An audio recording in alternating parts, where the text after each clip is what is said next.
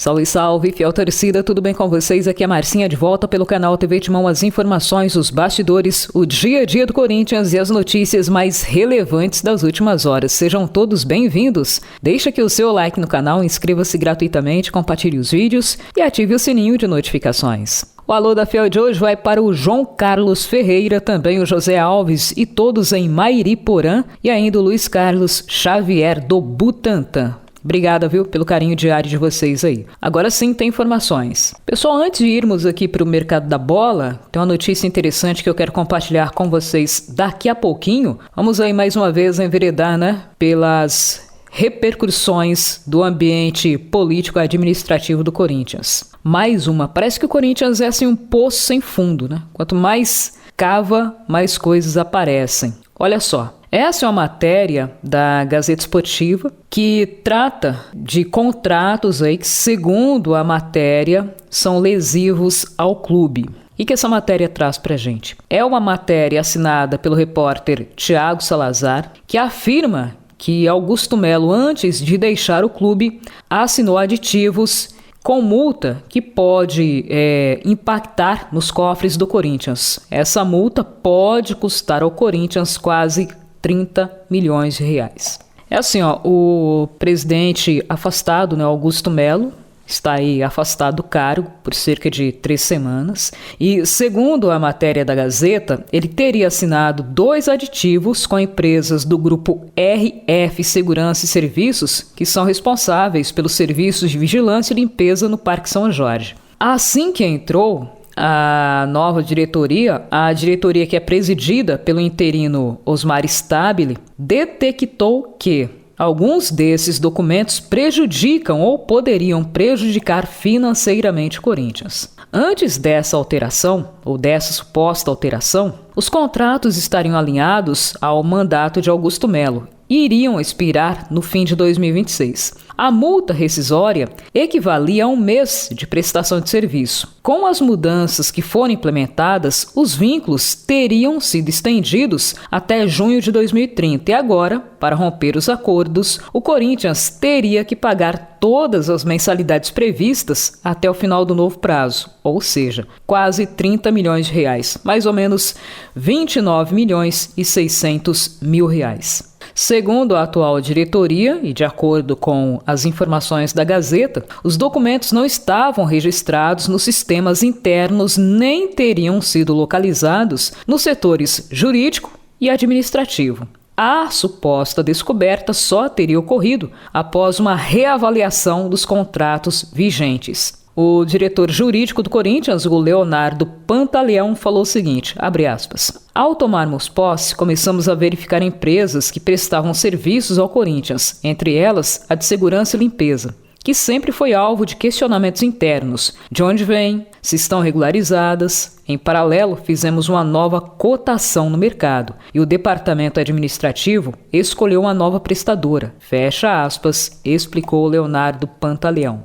E ele seguiu. Verificamos nossos sistemas internos e não havia nenhum aditivo com a RF. O que eu encontrei foram e-mails de 22 de maio em que mandaram 3 arquivos para análise do jurídico. Conversando internamente, falaram que o jurídico reprovou as condições apresentadas e que não assinou nada. Então notificamos a empresa para romper o contrato. Logo na sequência, recebemos uma contra-notificação dizendo que não era aquela a forma de rescindir, que existiam aditivos celebrados, que deveriam ser cumpridos. Fecha aspas. Bom, essa foi a fala aí do jurídico, responsável pelo jurídico, o Leonardo Pantaleão. Segundo ele ainda, o clube teria realizado uma espécie de varredura interna para tentar detectar se outros contratos também estavam previstos ou haviam sido feitos nos mesmos moldes. Abre aspas. O problema é que eu posso averiguar e não achar nada internamente, como foi nesse caso, mas tudo aquilo que for localizado como injustificável para o clube será apurado nas vias específicas, tanto internamente quanto na esfera civil e, quem sabe, criminal. Chegou a hora de tomar medidas radicais. O Corinthians está tentando se reerguer e as pessoas estão multiplicando multas rescisórias e lesando o clube, declarou Pantaleão. Ele afirmou ainda, que para tentar anular esses aditivos, o Corinthians teria que ingressar com uma ação aí na justiça. Bom, por outro lado, e sendo justos aqui, né, a gente tem que ouvir sempre os dois lados da história. Em nota oficial publicada pelo presidente afastado, Augusto Melo, ele afirmou o seguinte, abre aspas, causa espanto e profunda preocupação como documentos sigilosos do Corinthians vêm sendo fornecidos à imprensa sem nenhum critério ou cautela pela atual diretoria interina. Essa prática, além de responsável, evidencia de forma nítida a intenção de prejudicar a administração anterior, como já afirmado anteriormente. Prestações de contas, eventuais discussões sobre contratos e ajustes financeiros devem, obrigatoriamente, ser tratados nos momentos e instâncias corretas, como determina o Estatuto do Clube, e não por meio de vazamentos seletivos, que servem mais para alimentar crises do que para resolvê-las. Sobre os contratos com as empresas de limpeza e segurança, a resposta é simples. Se acham que há algum problema, basta não rescindir. Não há prejuízo algum em manter o contrato vigente até o fim do prazo, já que a empresa vinha fazendo um excelente trabalho e com um custo-benefício significativo no mercado. A empresa que deixou a Neoquímica Arena como a mais limpa do Brasil, com referência em sites especializados e com maior organização de saída de pessoas em grandes eventos. Agora, quem tem de fato causado prejuízos ao clube é essa gestão que deveria ser temporária, mas que já rescindiu praticamente todos os contratos firmados pela administração Augusto Melo, sem apresentar justificativas técnicas e sem transparência. Mais curioso ainda é o silêncio em relação aos contratos claramente lesivos assinados na véspera da posse de Augusto Melo, pela gestão anterior, de Duílio Monteiro Alves. Esses contratos, até hoje, não foram discutidos com a mesma veemência, nem foram expostos à luz do dia, como os atuais vêm sendo. Isso, por si só, revela um critério seletivo e tendencioso por parte de quem hoje tenta assumir o controle político do clube. A imprensa, ao invés de endossar esse tipo de jogo, deveria se debruçar sobre o verdadeiro crime institucional, o de quebrar sigilos internos, de expor dados e pessoas do clube, violando normas básicas de governança e ética. Quem está expondo o Corinthians de maneira sistemática e danosa, dia após dia, é que deveria ser responsabilizado. Outro ponto importante, ninguém abre as contas de 2023. Por quê? Porque se forem abertas, podem revelar irregularidades graves que muitos hoje preferem manter encobertas. Não é aceitável esse modelo de comunicação baseado no gotejamento seletivo de informações, cujo único objetivo é minar reputações e desmoralizar a gestão anterior. Se houver algum erro ou inconstância, que se apure, mas que faça isso com responsabilidade, com contraditório, dentro do devido processo legal e não com ataques midiáticos. Se um contrato previa multa, quem recebeu esse contrato tinha obrigação de avaliá-lo. Se não o fez, não pensou no Corinthians, pensou apenas em interesses particulares ou em alimentar uma disputa política que está levando o clube à beira do colapso institucional. O Corinthians é maior do que isso, e quem tem compromisso com o clube de verdade precisa parar de expô-lo para servir a seus próprios interesses. Fecha aspas, nota oficial publicizada pelo Augusto Melo. Bom, pessoal, está aí os dois lados, né? Como deve ser. Agora, tire suas próprias conclusões. E o Ronald ainda interessa ao Corinthians? Valor de transação ou de transferência foi exposto. 12 milhões? Será que vale tudo isso? Vamos entender. O Corinthians possui, várias carências em seu elenco, principalmente algumas posições que são vulneráveis.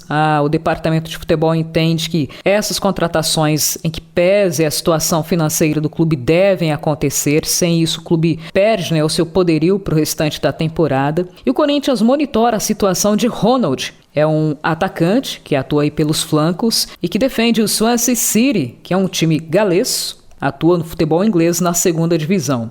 Ronald é um atacante que atua pelas pontas, tem 24 anos. Além disso, o Corinthians tentou se informar sobre a situação dos jogadores, se ele teria interesse de se transferir para o futebol brasileiro nesse momento e quanto seria o passe do atleta, já que num primeiro momento o Swansea City falou que não tinha interesse algum em ceder o jogador, que é titular absoluto da sua equipe, nos moldes que o Corinthians queria, ou seja, por empréstimo de uma temporada. O clube galês afirmou que apenas aceita negociar o valor econômico do atleta, o antigo passe, hoje direitos econômicos, com o valor de 2 milhões de euros, mais ou menos 12 milhões de reais. Ou seja, o Corinthians queria o jogador por empréstimo, com opção de compra, talvez, né, ao final do vínculo, mas no momento a gente sabe que não vai rolar pela postura do Swansea City. O atacante jogou aqui no Brasil pelo Corumbaense, Atlético Goianiense, Grêmio de Anápolis, Guarani e depois se transferiu para o futebol europeu, onde estreou no Estrela Amadora de Portugal. Até o momento, o Corinthians não colocou nenhuma proposta na mesa e diz que estuda as condições e continua monitorando a situação do jogador no exterior. E mais, drama pessoal? Foi por isso que Palácios não conseguiu jogar no Corinthians? Vamos saber. Pessoal, o Diego Palácios, a situação dele até recentemente era uma incógnita, né? Vários fatores foram determinantes para que o jogador não conseguisse nem se firmar na equipe titular do Corinthians, nem assim apresentar no futebol. Sequer recentemente ele tem sido relacionado. É um jogador que a comissão técnica entende que dentro do Corinthians ele não vai conseguir atuar, porque mesmo liberado aí do departamento médico, ele não consegue convencer e conquistar sua vaga no time titular. Contudo, entretanto, nesta sexta-feira, o Diego Pereira, que foi preparador físico do Corinthians, ele participou aí do programa Tabelando do canal TV Timão, deu uma entrevista grande, né? Falou sobre vários assuntos, entre eles sobre o drama do Diego Palácios. O Corinthians contratou o jogador, jogou 30 minutos, sofreu uma lesão, passou por 2 procedimentos cirúrgicos e desde então, não conseguiu render nada. O Diego Pereira afirmou que o equatoriano passou por um período traumático fora de campo antes mesmo de ser contratado pelo Corinthians. Abre aspas. O Diego passou por um drama gigante na vida pessoal dele. Teve a perda de um filho e logo depois ele veio para o Corinthians. Chegando no Corinthians, se eu não me engano, ele teve um jogo que em 30 minutos se lesionou. Durante esse processo de recuperação foi constatado um problema na cirurgia, onde ele teve que repetir a cirurgia. Então ele teve 1 ano e meio traumático na vida dele. Acho que nenhum atleta sofre assim psicologicamente. É um cara que, por mais que todos os dramas que ele passou na vida, ele é um cara de bom astral de trabalho, mas todo esse cenário de 1 ano parado sem jogar, ele pegou atletas que fisicamente estão melhores que ele.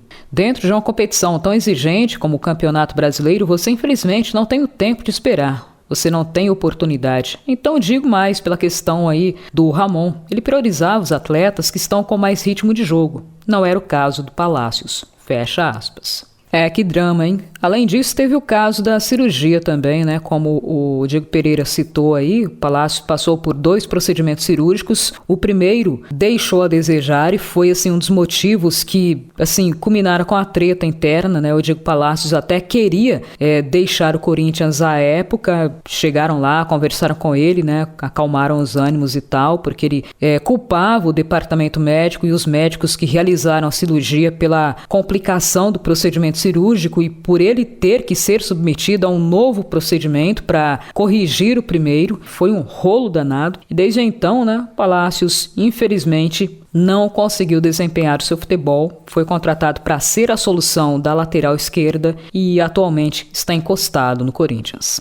Bom, pessoal, para fechar aqui da nossa parte, hoje as Brabas voltam a campo. Neste domingo às 19 horas, horário de Brasília, tem o majestoso Corinthians e São Paulo. As Brabas atuam fora de casa e a partida será transmitida pela Max Space e pela Cazé TV, além da Record News. Depois do majestoso, o elenco feminino do Corinthians ganhará um período de folga antes de se reapresentar para disputar a Teel Racing Cup em Kansas City, Estados Unidos. O torneio amistoso servirá como uma espécie de intertemporada, enquanto o calendário do Brasil, pelo menos para o futebol feminino, estará paralisado para a disputa da Copa América. Essa partida majestoso diante aí do São Paulo acontece pela 4ª rodada do Campeonato Paulista. Galera, ficaremos por aqui. No próximo encontro a gente leva mais informações para vocês. Espero que sejam boas. Não se esqueça de fazer a sua inscrição gratuita no canal, deixar o seu comentário. O like também é muito importante. Ao lado do like e do botão comentários tem o hypar. Assim o YouTube entende o conteúdo importante, relevante e propaga ele para mais seguidores como nós. Até o próximo encontro, porque aqui é Corinthians.